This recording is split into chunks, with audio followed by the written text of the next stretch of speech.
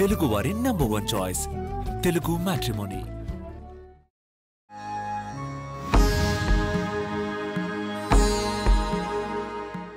Welcome to Aadan. నేను హరిత. ప్రతి నెలలానే మనం రాశి ఫలాలు అనేవి చెక్ చేసుకుంటూ ఉండడం మనకు అలవాటు కాబట్టి ఈ నెలలో 12 రాశుల వాళ్ళకి ఎక్కడెక్కడ అనుకూలతలు ఉన్నాయి, ఎక్కడెక్కడ ప్రతికూలతలు ఉన్నాయి, ఎక్కడెక్కడ కొంచెం నిదానంగా ఆలోచించి అడుగేయాల్సిన పరిస్థితులు ఎక్కడెక్కడ ఉన్నాయో తెలియజేయడానికి ప్రముఖ వేదిక ఆస్ట్రాలజర్ గోనుగుంట్ల సురేష్ బాబు గారు మనతో పాటు ఉన్నారు. ఆయన అడిగి మిగతా విషయాలు తెలుసుకుందాం. నమస్తే గురుగారు. హరిత గారు నమస్కారం అండి. గురుగారు, ప్రతి నెలలానే జూలై నెలలో 12 రాశుల వాళ్ళకి ఏ విధంగా ఉండబోతుంది? మీనరాశి వాళ్ళకి ప్రస్తుతం ఏలినాటి శని నడుస్తుంది. మరి జూలై నెలలో వీళ్ళకి ఎక్కడెక్కడ అనుకూలతలు ఉన్నాయి, ఎక్కడెక్కడ ప్రతికూలతలు ఉన్నాయి చెప్తారా? హరిత గారు, మనం ఫస్ట్ మీనరాశి గురించి స్టార్ట్ చేస్తూ ఉన్నాం. మీరు చెప్పిన విధంగా వీళ్ళకి ఏలినాటి శనిలో ఉంది. ఏలినాటి శని కూడా సెకండ్ స్టేజ్లో ఉంది. చాలా కాల్స్ రేవతి, ఉత్తరాభాద్ర నక్షత్రం, పూర్వభాద్ర నక్షత్రం పాదాలంతా ఫోన్లు చేస్తూ ఉన్నారు. వాళ్ళకి జనరల్ గా గురుగారు సెకండ్ స్టేజ్ లో ఉండడం అంటే తగ్గుతున్నట్ట పెరుగుతున్నట్ట? అది నెత్తి మీదకి వచ్చేసినట్టండి శని, మతి భ్రంశం అంటారు. ఈ రాశి వాళ్ళు, మీనరాశి వాళ్ళు ఎవరైనా కనుక మన ఉగాది రాశి ఫలాలు కనుక మిస్ అయ్యి ఉంటే ఒకసారి మళ్ళా చూడమనండి. ఎందుకంటే అందులో మనకు చాలా మంచి మంచి రెమెడీస్ చెప్పామండి. రహస్యంగా మనకు శాస్త్రాలు చెప్పిన రెమెడీస్ మాత్రం వీళ్ళకి చెప్పడం జరిగింది. ఎందుకంటే ఇప్పుడు మళ్ళీ మే మంత్ లేదా జూన్ మంత్ ఫలితాలు చూసి మళ్ళీ నాకు ఫోన్ చేస్తున్నారు అనమాట. అంటే వాళ్ళకి ఏలినాటి శని ఉందని కూడా చాలా మందికి తెలియదు. అది అందుకని నేను వెంటనే మళ్ళీ నా వీడియో చూడమని చెప్తున్నాను. ఈ మీనరాశి వాళ్ళు ఫస్ట్ ఎవరైనా కనుక చూస్తుంటే మన ఛానల్లో ఆల్రెడీ ఉగాది రాశి ఫలాల్లో చాలా క్లీన్గా ఏలినాటి శని గురించి ఎక్స్ప్లెయిన్ చేయడం జరిగిందండి. అది చూడండి. చూసిన తర్వాత మంత్లీ చూసుకోండి, ఇంకా మీకు చాలా క్లారిటీ వచ్చేస్తుంది. మీనరాశి వారికి కనుక మనం చూసుకుంటే లాస్ట్ మంత్ మనం ఏం చెప్పామంటే వీళ్ళకి చాలా ఫేవరబుల్గా ఉంది అని చెప్పినమాట. అయితే ఈ మంత్లో ఎక్కువగా ప్లానెట్స్ ఏమీ మూవ్ అవ్వలేదండి. ఒక్క సూర్యుడు మాత్రమే మూవ్ అయ్యి ఉన్నారనమాట. మిగతా గ్రహాలన్నీ బాగా మంత్ ఎండ్లో మూవ్ అవుతున్నాయి లాస్ట్ 2-3 డేస్. అది మనం నెక్స్ట్ మంత్లో చెప్పుకోవచ్చు. అయితే మీనరాశి వాళ్ళు కనుక మనం చూసుకుంటే వీళ్ళు కంపేర్ చేసుకుంటే లాస్ట్ మంత్ ఎలా ఉందో ఆల్మోస్ట్ అలానే ఈ మంత్ కూడా ఉంటుంది. పెద్ద చేంజెస్ అయితే ఉండవు. అయితే ఓవరాల్ కూడా పాజిటివ్గా ఉంటుందని మనం చెప్పుకోవచ్చండి. అవి ఏంటో మనం చూద్దాం. వీళ్ళకి ఫస్ట్ మీనరాశి వాళ్ళు పూర్వభాద్ర 4వ పాదం, ఉత్తరాభాద్ర 1, 2, 3, 4 పాదాలు, తర్వాత రేవతి 1, 2, 3, 4 పాదాలు అంతా మనకి మీనరాశిలో ఉంటారు. ఇక మనకి ప్లానెటరీ చేంజెస్ కనుక చూస్తే ఏ ప్లానెట్స్ పెద్ద చేంజెస్ ఏం లేవు కండి. ఒక మేజర్ మార్పు ఏంటంటే వీళ్ళకి జూలైలోనే ఎక్కువగా ప్లానెట్స్ ఎండ్లో మూవ్ అవుతున్నాయి కాబట్టి బట్ మేజర్ ఈ మంత్ అంతా ఒక సూర్యుడు మాత్రమే, అది 16వ తారీఖు మారుతూ ఉన్నాడండి. ఈ సూర్యుడు మారటం వల్ల ఓవరాల్గా కనుక చూసుకుంటే ఒక రకంగా మిక్స్డ్గా పాజిటివ్ సైడ్ ఉంది అని మనం చెప్పుకోవాలి. అదేంటో మన డీటెయిల్స్ వద్దాం. ఇందులో ఏమవుతుందంటే సూర్యుని వల్ల మనసులో కొంచెం బాధపడే అవకాశం ఎక్కువగా ఉంటుంది. అది పిల్లల ద్వారా, లేదంటే పెద్ద పెద్ద పనులు చేయన ఆలోచనలప్పుడు కన్ఫ్యూజన్ ఉండే అవకాశం ఎక్కువగా ఉంటుంది. వీళ్ళకి కుజుడు సంపదలను తీసుకొని వస్తూ ఉన్నాడండి 6వ ఇంట్లో ఉండటం వల్ల. కుజుడితో పాటు వీళ్ళకి కేతు కూడా అక్కడే ఉన్నారండి. అంటే మనకి 6వ స్థానంలో క్రూర గ్రహాలు ఉండి కలిసి వస్తాయి అని చెప్తారు. అంటే వీళ్ళకి ఒక రకంగా చెడు కాంబినేషన్ వీళ్ళకి చెడు చేయకుండా మంచి చేస్తుందని మనం చెప్పుకోవాలి. అంటే ఏం చెప్పుకోవాలంటే వీళ్ళకి ఏలినాటి శనిలో ఉన్నారు అంటే మంచి పీరియడ్ కాదు, కానీ కొన్ని చెడ్డ గ్రహాలు ఇంకా చెడు చేస్తూ ఉన్నాయి అనమాట. అయితే వీళ్ళు ఏంటంటే మైనస్ ప్లస్ అన్నట్లుగా మన మ్యాథమెటిక్స్లో వీళ్ళకి చెడు కాంబినేషన్ ఉన్న కుజుడు ప్లస్ కేతు ఏదైతే ఇప్పుడు ఈ అనార్థాల కారణం అంతా బయట జరుగుతుందో అది వీళ్ళకి కలిసి వస్తుందండి రాశి వాళ్ళకి. సో అందుకని చెప్పేసి వచ్చే టైం కనుక మనం చూస్తే సంపదలను తీసుకొచ్చే అవకాశం ఎక్కువగా ఉంటుంది. ఒక రకంగా ఓవరాల్గా చూస్తుంటే ధన ప్రవాహం బాగుంటుంది. కుటుంబానికి సంబంధించిన విషయాలు ఇప్పటిదాకా వాళ్ళకి ఏమన్నా గొడవలు అవుతున్నా, లేదంటే బంధువులతో గొడవలు అవుతున్నా, లేదంటే ఇంటికి సంబంధించిన విషయాలు ఏదైనా ప్రాబ్లమ్స్ ఉంటే ఈ ప్రాబ్లమ్స్ నుంచి టెంపరీ బయటకు వచ్చే అవకాశం ఎక్కువగా ఉంటుంది. ఇది మనం మంత్ సమరీ అని చెప్పుకున్నాము. ఇది మనకి గోచారం, సూక్ష్మ గోచారం, లఘు గోచారం అన్న కాన్సెప్ట్ ప్రకారం మనం చెప్పుకుంటే సూర్యుడు మనం చెప్పుకున్నాం. సూర్యుడు మారారండి. సూర్యుడు మారటం వల్ల వీళ్ళకి మిక్స్డ్గా ఉంటుంది రిజల్ట్. వాళ్ళకి ఇంతకుముందు 4th హౌస్లో ఉన్నారు, మిక్స్డ్గానే ఉంది. ఇప్పుడు కూడా 5th హౌస్లో ఉండటం కూడా మిక్స్డ్గా ఉంటుంది.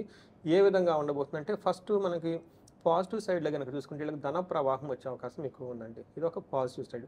బట్ మనకి ఛాలెంజెస్ ఏమున్నాయి అంటే దేహలాస్యం, మనస్తాపం, సుహృత్వేషం, ధన వ్యయం, బుద్ధి చాంచల్యం ఆప్నోతి, పంచమే రవి సంయుతి అని చెప్తారు. 5వ ఇంట్లో కనుక రవి ఉంటే ఏం చెప్తారంటే దేహలాసం, ఫిజికల్గా వీళ్ళకి టైర్డ్నెస్ ఉంటుంది.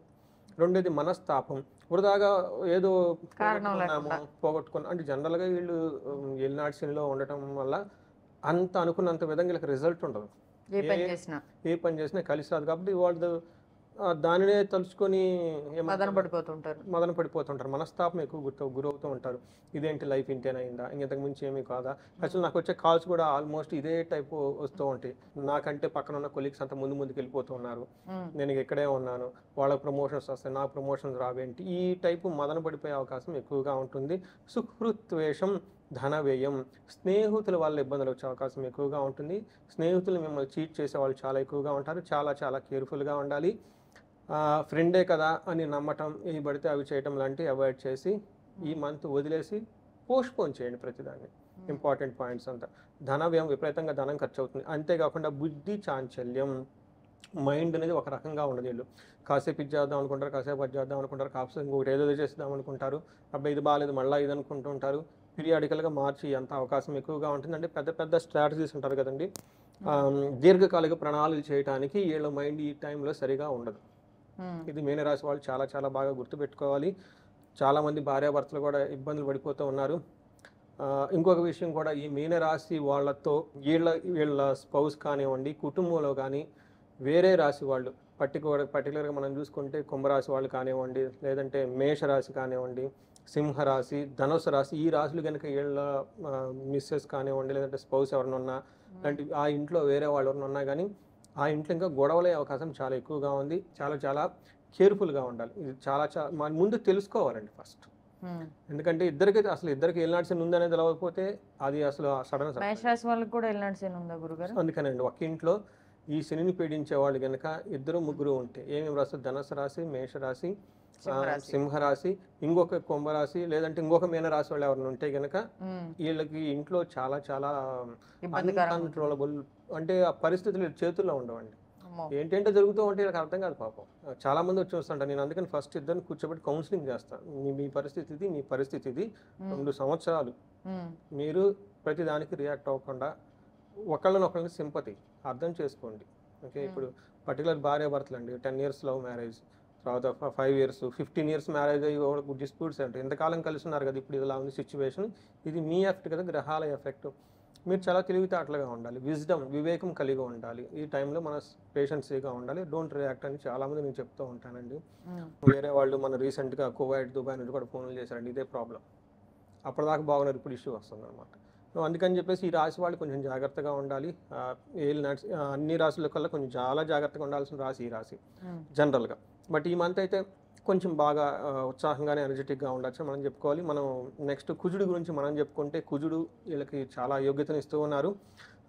వీళ్ళకి వస్త్రాలకు సంబంధించి వస్త్రలాభో, ధనలాభో, ధాన్యలాభో, యథాస్తథ మనోల్లాసో ధర్మసిద్ధి షష్టమస్తేత్ కుజే భవేత్ అని మనకి సంస్కృతంలో చెప్పారు. దీని ప్రకారంగా ధనానికి కానీ, ధాన్యానికి కానీ, టయానికి భోజనం తినడానికి కానివ్వండి, శత్రువులపైన విజయం కానివ్వండి, అనుకున్న పనులను అనుకున్నన్ని చక్కగా చేసుకుంటూ వెళ్ళిపోతూ ఉంటారు. భార్యాభర్తల మధ్య గొడవలు వచ్చే అవకాశం ఎక్కువగా ఉంది. అది ఇందాక మనం ఆల్రెడీ చెప్పుకున్నాము. బట్ కుజుడు వల్ల కూడా వచ్చే అవకాశం ఎక్కువగా ఉంటుంది. కుజుడు వల్ల కూడా గొడవలు అవుతాయంటారు? కుజుడు వల్ల కూడా తనున్న పొజిషన్ వల్ల అతను ఫస్ట్ హౌస్ని దృష్టి ఉండటం వల్ల కొన్నిసార్లు సపరేషన్కి దారే అవకాశం కూడా ఎక్కువగా ఉంది. ఎందుకంటే వీళ్ళకి ఆల్రెడీ ఏలినాటి శని ఉన్నారు కదండి, అందుకని చెప్పేసి దృష్టి ఉండటం వల్ల ఫస్ట్ హౌస్లో ఇంపాక్ట్ ఎక్కువ పడే అవకాశం ఎక్కువగా ఉంది. రెండో ఇంట్లో శుక్రుడు ఉండటం వల్ల ఈ మీనరాశి వాళ్ళని కాపాడుతున్న ఏకైక గ్రహం, పెద్ద గ్రహం ఎవరంటే శుక్రుడనే మనం చెప్పుకోవాలి. ఈ శుక్రుడు అనగానే మనకి లగ్జరీ, కంఫర్ట్, లవ్, రొమాన్స్ ఇలాంటి విషయాలన్నిటికీ బాగా చక్కగా యోగ్యతనిస్తూ ఉంది. అది సెకండ్ హౌస్లో ఉండటం వల్ల కుటుంబానికి సంబంధించి కానివ్వండి, స్త్రీలతో చక్కగా గడపటం కానీ ఇవంతా బాగుంటుంది. మనకి మహర్షుల సంస్కృతిలో ఏం చెప్తారంటే, కుటుంబ సౌఖ్యం, కుటుంబం చాలా చక్కగా ఉంటుంది, ఆరోగ్యంగా ఉంటారు. స్త్రీ సల్లాపం యశత్కరం, మంచి కీర్తి ప్రతిష్టలు వస్తాయి. స్త్రీల ద్వారా మంచి సపోర్ట్ ఉంటుంది. అదే లేడీస్ అయితే కనుక జెంట్స్ ద్వారా మంచి సపోర్ట్ ఉంటుందని మనం తెలుసుకోవాలి. ఈ రాశి వాళ్ళు కొలీగ్స్ కానివ్వండి, ఇంట్లో కానీ ఎవరన్నా భార్యాభర్తలు కానీ ఇలా గొడవలు కనుక అయ్యి ఉంటే ఈ టైంలో ఇది మంచి టైం అని మనం తెలుసుకోవాలి. దేహం సౌఖ్యంగా ఉంటుంది. ఓవరాల్గా శుక్రుడు వీళ్ళకి మంచి చేస్తూ ఉన్నాడు, మంచి ఫుడ్ తింటూ ఉంటారు. మనం చూసుకుంటే ఓవరాల్గా ఇప్పుడున్న గ్రహాలన్నింటిలో బట్టి ఈవెన్ గురువు కూడా వీళ్ళకి అనుకూలంగా ఉన్నారండి ఈ టైంలో. ధన ప్రవాహం అంతా బాగుంది. ఏయో కొంచెం ఛాలెంజెస్ ఉన్నాయి, ఆ ఛాలెంజెస్ కూడా ఏలినాటి శని వల్ల ఛాలెంజెస్ ఉండటం వలన బట్ ఈ మంత్ అనేది జూలై మంత్ వీళ్ళకి ఓవరాల్గా చూసుకుంటే ఫేవరబుల్గా ఉందని మనం చెప్పుకోవాలి. గురుగారు, మరి నక్షత్రాలను బట్టి చూసినట్టయితే వీళ్ళకి ఏ రకంగా ఉంది? నక్షత్రం చూసుకుంటే పూర్వభాద్ర, ఉత్తరాభాద్ర, రేవతి 3 నక్షత్రాలు ఉంటాయండి. పూర్వభాద్ర నక్షత్రం చూసుకుంటే ఫస్ట్ సూర్యుడికి చాలా అనుకూలంగా ఉండి ధన ప్రాప్తిని జయాన్ని ఇస్తున్నారండి. మూడు నక్షత్రం వాళ్ళకి ధనం వస్తుంది, జయము వస్తుంది. అది ఫస్ట్ రిలాక్స్డ్గా హ్యాపీగా ఉండాల్సింది. శుక్రుడు కూడా వీళ్ళకి బాగా మంచి అనుకూలంగా ఉన్నాడు, ధనలాభం ఉంటుంది. చక్కగా విశేషమైన ధనలాభానికి అయితే ఎలాంటి ప్రాబ్లం అయితే లేదు. అయితే 2 గ్రహాలు కనుక చూసుకుంటే వీళ్ళకి కుజుడు వల్ల చాలా విషయాల్లో బాగున్నా కానీ మళ్ళీ అతని ధనాన్ని తీసేసుకుని వెళ్ళిపోతూ ఉంటాడు. ఖర్చులు విపరీతంగా పెట్టే అవకాశం ఎక్కువగా ఉంటుంది. బట్ బుధుని వల్ల ఈ రాశి వాళ్ళకి బంధనము అంటారండి. ఓకే, ఇది మిస్టేక్ చేసుకోవద్దు. బంధనం అంటే ఏంటంటో అయిపోతుంది, మనకు తెలుగు సినిమాలు అలాగా పెట్టేస్తారు జైల్లో, అలా కాదు. ఇక్కడ బంధనం అంటే ఒక కన్ఫ్యూజ్ అయిన స్థితిలో ఉంటారు, డెసిషన్ తీసుకోలేని స్థితిలో అంటారా? అంటే వాళ్ళ చుట్టూ అవకాశాలు కనపడ వీళ్ళకి. ఎటు వెళ్తే అంటే జనరల్గా ఏమంటే మనకు అన్ని అవకాశాలు కనపడాలి కదా. మనం కరెక్ట్గా సంధ్యావందనం చేసి ప్రాపర్గా మన లైఫ్ స్టైల్ ఉంటే అన్ని అవకాశాలు మనకే వచ్చేస్తాయి. అటు ఇటు ఉరుకులు పెట్టడం అవసరం లేదు. అటు ఇటు ఉరుకులు పెడుతున్నాం అంటే అర్థం ఏంటంటే మన దగ్గరికి రేమి రాట్లు వెళ్తున్నాం అని అర్థం. అయితే ఎటు వెళ్తే ఏమొస్తే మనకు అర్థమవదు. ఇటు వెళ్తే ఇది వచ్చిందని తెలిస్తే ఓకే, అట్లీస్ట్ మనకు కొంత ఆశ ఉంది. కొన్నిసార్లు మనం ఇటు చేస్తాం, అడు తిరుగుతాం ఎటు తిరిగినా కానీ రిజల్ట్ ఉండదు. అది చాలామంది మనకి ఓడలు అంటారు, ఏమో తిరుగుడు ఎక్కువ దమ్ముడి ఆదాలు ఏమో ఏదో అంటారు చూడండి. అవును. అందుకని తిరగడం అంతా నాది, భూమి అంతా నాది అన్నట్టు తిరుగుతూ ఉంటాము. ఆదాలు ఏమో అంతా ఖర్చు అయిపోతుంది అన్న క్షణం తీరుకుండదో దమ్ముడి ఆదాయం, తెగ బిజీగా ఉంటారు, రాదు. అందుకని ఇది బంధించడం, ఎందుకు రావట్లేదు నోటీస్ చేయలేరు. ఇది బంధించడం అంటారు అనమాట సంస్కృతంలో. వీళ్ళకి బంధించబడిన సిచ్యువేషన్ ఉంటుంది. అంటే ఫ్యూచర్ ఎలా ఉంటుంది, ఎట్లా వెళ్ళిపోతాము, దానికి సంబంధించిన ఏంటి అనేది ఇది బుధుడు వల్ల వస్తుంది. బట్ ఈ రెండింటికి సంబంధించి తప్పక మిగతా అన్ని విషయాలకు చక్కగా ఉందని తెలుసుకోవాలి. ఉత్తరాభాద్ర వాళ్ళకి, రేవతి వాళ్ళకి స్త్రీల ద్వారా వీళ్ళకి ఇబ్బందులు వచ్చే అవకాశం ఎక్కువగా ఉంది. అంటే వీళ్ళ ఇంట్లో మదర్ కానివ్వండి, లేదంటే స్పౌస్ కానివ్వండి, ఎవరైనా కనుక లేడీస్ ద్వారా వీళ్ళకి కొంచెం ఇబ్బందులు వచ్చే అవకాశం ఎక్కువగా ఉంది. వాళ్ళకి ఏదో నష్టం జరగటం వల్ల సింపథైజ్కి వీళ్ళు కూడా నష్టం జరిగే అవకాశం ఎక్కువగా ఉంటుంది. బట్ మిగతా అన్ని విషయాల్లో అదేమంటారంటేనండి, వీళ్ళకి చుట్టూ చీకటి ఉన్న ఈ జూలై మంత్ కొంచెం ఆశాజనకంగా ఉండే అవకాశం ఎక్కువగా ఉంటుంది. ఓకే, దారి అయితే కొంచెం లైట్ కనపడుతుంది అంటారు. కరెక్ట్. ఓకే గురుగారు, మరి వీళ్ళకి పరిహార మార్గాలు, ఏ పరిహార మార్గాలు చేసుకుంటే వీళ్ళకి మరింత అనుకూలంగా ఉంటుందంటారు? ఈ రాశి వాళ్ళు ఎక్కువగా గాయత్రి మంత్రాన్ని జపిస్తే చాలా చాలా బాగుంటుందండి. ఏ టైంలో అండి? ఎప్పుడైనా సరే అండి. ఇప్పుడు మనకి గాయత్రి మంత్రం గాన రూపంలో గానం పాడుకునే విధంగా ఉంటుంది. కొంతమంది వేదిక్ స్టైల్లో చాంట్ చేస్తూ ఉంటారు. ఏదన్నా కానీ చేసినా చాలా బాగుంటుంది. సుబ్రహ్మణ్యేశ్వర స్వామికి చేసినా బాగుంటుంది. అమ్మవారికి సంబంధించిన ఎలాంటి గుడికి వెళ్ళినా కానీ చక్కగా కలిసి వస్తుంది. అది లక్ష్మీ అమ్మవారి కానివ్వండి, పార్వతి కానివ్వండి, సరస్వతి కానివ్వండి, అమ్మవారిని చూస్తే చాలా చాలా బాగుంటుంది. ఈ బంధించబడినట్లు ఉన్న సిచ్యువేషన్ని మనం ఎలా చేయాలంటే విష్ణుమూర్తిని కనుక ప్రార్థిస్తే ఆ బంధనం నుంచి బయటపడతాము. విష్ణు సహస్రనామం చదవటం కానివ్వండి, విష్ణు దేవాలయాలకు వెళ్ళటం కానివ్వండి, తిరుపతి వెళ్ళటం కానివ్వండి, ఇవన్నీ చేస్తే చాలా బాగుంటుంది. మనకి హైదరాబాద్లో అనంత పద్మనాభ స్వామి టెంపుల్, చక్కగా అక్కడికి వెళ్ళిపోయి ప్రదక్షిణ టైం స్పెండ్ చేస్తే చాలా చాలా పాజిటివ్ వైబ్స్ ఉంటాయి. రీసెంట్గా నేను వెళ్ళానండి. వాళ్ళ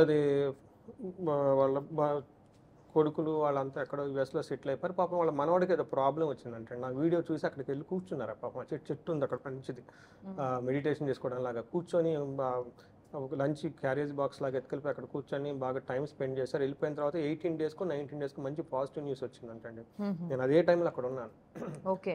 నన్ను వాళ్ళు గుర్తుపెట్టారు, ఏమంటే మిమ్మల్ని టీవీలో చూసామండి అని చెప్పేసి. అందుకని చెప్పేసి మనకి అంటే మన చుట్టూనే మంచి మంచి ఉంటాయండి. అక్కడ అనంత పద్మనాభ స్వామి, ఆ పేరు ఏంటండి అనంతం. అనంతం అంటే ఇన్ఫినిటీ. మన చుట్టూ ఎన్నో అవకాశాలు ఉంటాయి కాబట్టి ఆ అవకాశాలు మనకు చూచగల జ్ఞానం, మైండ్ సెట్ మనకు ఉండాలి కదండి. ఆ గుళ్ళో టైం స్పెండ్ చేస్తే విష్ణుమూర్తికి సరెండర్ అయితే ఆటోమేటిక్గా మంచి అవకాశాలు వస్తాయి. ఇంక ఈ గురువు కూడా చాలా చక్కగా ఉన్నారండి. వీటన్నిటికంటే ఈ రెమెడీస్ వీటితో పాటు మన ఉగాది వీడియో కంపల్సరీ చూడండి. అందులో మంచి మంచి రెమెడీస్ ఉన్నాయి, అవి బాగా పాటించాలండి. ఇవి కాకుండా వాటి ఇంకా ఎక్కువగా పాటిస్తాం. గురుగారు, మరి వీళ్ళకి అంటే ఈ పరిహారాలతో చక్కబడట్లేదు, ఏదైనా కొంతమంది పెద్ద పెద్ద ఇన్వెస్ట్మెంట్లు, కొందరికి డబ్బు ఇచ్చి వెనక్కి రాదు, డబ్బు ఎవరికో ఇచ్చి ఉంటారు, ఇలాంటి ఆర్థిక కష్టాలు కూడా ఈ ఏలినాటి శనిలో ఉంటాయి కదా. సో మరి అలాంటి వాళ్ళకి ఏం చేయాల్సి ఉంటుంది అంటారు? నా వీడియోలు చూసిన వాళ్ళకి చాలా మందికి నేను చెప్పటం, దీన్ని లోకల్లో ఉన్న గొడవల్లో పురోహితుల వాళ్ళు అప్రోచ్ అవ్వటము ఒక చేసుకుంటున్నారండి. ఒకటి కుబేర పాశుపతాభిషేకం అని ఉంటుందండి. చాలా చాలా పవర్ఫుల్ అండి. అది చాలామంది నాకు మంచి ఫీడ్బ్యాక్ కూడా ఇచ్చారు. దీనితో పాటు ఇంకో కొంతమంది కనుక మహాలక్ష్మి విశేష హోమం అని ఉంటుందండి. ఇందులో 2 రకాలు ఉంటాయి బీజాక్షరాలు. ఒక బీజాక్షరం త్వరగా డబ్బు రావడానికి, ఇంకొక బీజాక్షరం చేసిన అప్పులు తీరటానికి. ఇలా మూడిటి కాంబినేషన్ కనుక 2 డేస్ కనుక చేయించుకుంటే అగైన్ వాళ్ళకున్న ఏమంటారంటే సమస్య తీవ్రతను బట్టి కనుక చేసుకుంటే అట్లీస్ట్ కుబేరు పాశుపత అభిషేకం చేయించుకున్నా కానీ ధన ప్రవాహం రావడం స్టార్ట్ అవుతుందండి వీళ్ళకి. గురుగారు మరి ఇంట్లోనే హోమం కిట్లు అలాంటివి చెప్తున్నారు కదా, అవి ఇంట్లో చేస్తే ఏమన్నా దోషాలు ఉంటాయా లేకపోతే ఇంట్లో ఉన్న చేసుకోవచ్చు అంటారా? అంటే ఇప్పుడు అగ్ని కార్యం అని ఉంటుందండి. ఎవరికైతే అదేమంటారు సంధ్యావందనం నేర్చుకుని ఉంటారు, లేదంటే అగ్నిహోత్రం అని ఉంటుంది, అవి ఇంట్లో చేసుకోవచ్చండి అంతా చక్కగా. నేనైతే పెద్దవాళ్ళు ఉంటారు కదండి, రిటైర్డ్ అయిన వాళ్ళు, కొంచెం ఏజ్డ్ అయిన వాళ్ళు ఉంటారు, ఇంట్లో కొంచెం పెద్ద పని ఉన్న వాళ్ళు ఉంటారు, వాళ్ళు కూర్చొని ఉదయం సాయంత్రం కనుక అగ్నిహోత్రం చేస్తే అసలు అది అగ్నిహోత్రమే లక్ష్మీదేవి అని చెప్పేసి వివరించారండి. ఓహో. అగ్నిహోత్రం ఎవరింట్లో ఉంటుందో 12 కిలోమీటర్ల ఆ ఏరియా అంతా ప్రొటెక్ట్ చేయబడుతుందంట. ఓకే. 12 మీటర్స్ వాళ్ళ దగ్గరికి ఏమీ రావంట. సో ఇలా కూడాను ప్రొటెక్ట్ చేయబడుతుంది అన్నమాట.